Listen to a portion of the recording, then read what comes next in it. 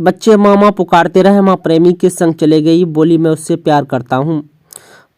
Police परिवार परामर्श केंद्र में आज 40 मामले की सुनवाई की गई, जिसमें 12 मामले का निष्पादन किया गया। वहीं 8 मामले को सुलह कराया गया। 4 मामले सुलह नहीं होने के कारण आश्वासन दिया गया कि आप लोग थाना से या न्यायालय से अपना फैसला करा लें। चंपानगर थाना की एक बहू की शिकायत थी कि भैंसुर उसके ऊपर जलता हुआ संठी फेंक दिया, जिसके कारण उसकी साड़ी पूरी तरह जल गई। महिला ने बताया कि जब वो आंगन में झाड़ू लगा रही थी तभी धान उबालने के लिए उसकी सास चूल्हे में आग लगाकर धान उबाल रही थी। बहू ने थोड़ी देर रुकने के लिए कहा तो सास बहू के साथ गाली गलौज करने लगा।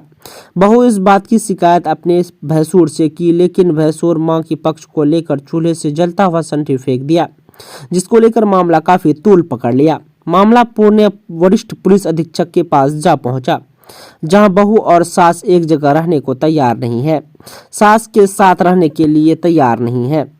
दोनों को अलग अलग रहने की सलाह दी गई। मामला को सुलझाने के लिए केंद्र के सदस्य ललिता कुमारी, पुलिस निरीक्षक अधिवक्ता दिलीप कुमार, प्रदीप कुमार, रविंद्र कुमार शाह, जीनत रहमान, प्रमोद जायसवाल ने अहम भूमिका निभाई। बरहरा कोठी थाना के एक लड़का का ये शिकायत था कि उसकी शादी 7 साल पहले मुरलीगंज के एक लड़की के साथ हुई थी। इनके 7 साल में उनके 3 संतान हुए। तीनों संतान को छोड़कर उनकी पत्नी अपने प्रेमी के संग फरार हो गई, साथ ही अपने घर का जेवर और रुपया को भी लेकर फरार हो गया। अब बच्चे उसके बिना तड़प रहे हैं। किसी तरह मैं माँ और बाप का प्यार दे रहा हूँ और किसी तरह पालन पोषण कर रहा हूँ। पूर्णिया जिला से मोहम्मद आशिफ आलम की खास रिपोर्ट।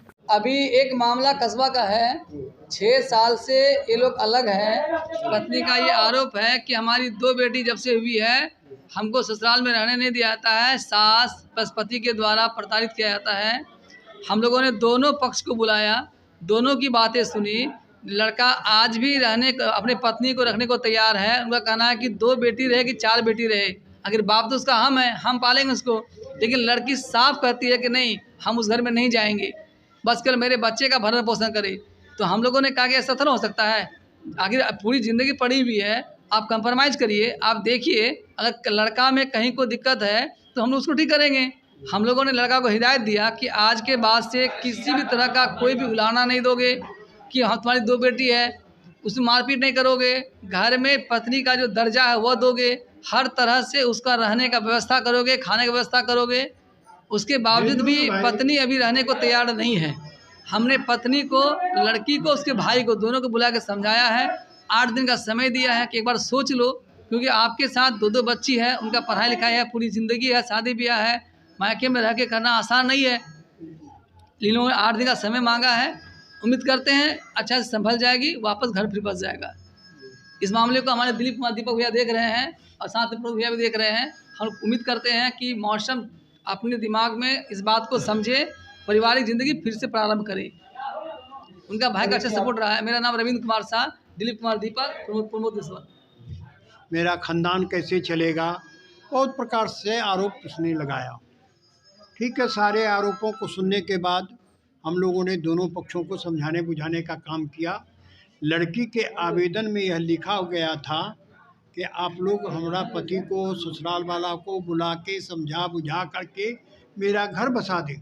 हम लोगों ने समझाने का बहुत ज़्यादा प्रयास किया, लेकिन लड़की इस बात पर अड़िग रही कि जो कुछ भी कर लो, मैं जहाँ चाहूँगी फुट्टा वहीं गड़ेगा, और वो डटी रही कि नहीं मैं नहीं जाऊँगी। हम लोगों ने कहा 1 सप्ताह भी रह करके देखो, अगर अब तुम्हारे साथ किसी प्रकार का अत्याचार करेगा तो उसके खिलाफ हम लोग एक्शन लेंगे। लेकिन वो लगातार इस बात पर अड़िग रही कि हमको उससे नहीं मिलना है। जो 6 साल तक मेरा खोज खबर नहीं लिया, अब क्या खबर लेगा। नाम बताइए। दिलीप कुमार दीपक, सदस्य पुलिस परिवार परामर्श केंद्र। जनता दरबार कब लगती है? ये हर शुक्रवार को लगती है। हर शुक्रवार को पति पत्नी के बीच का मामला को यहाँ सुलझाने का काम किया जाता है।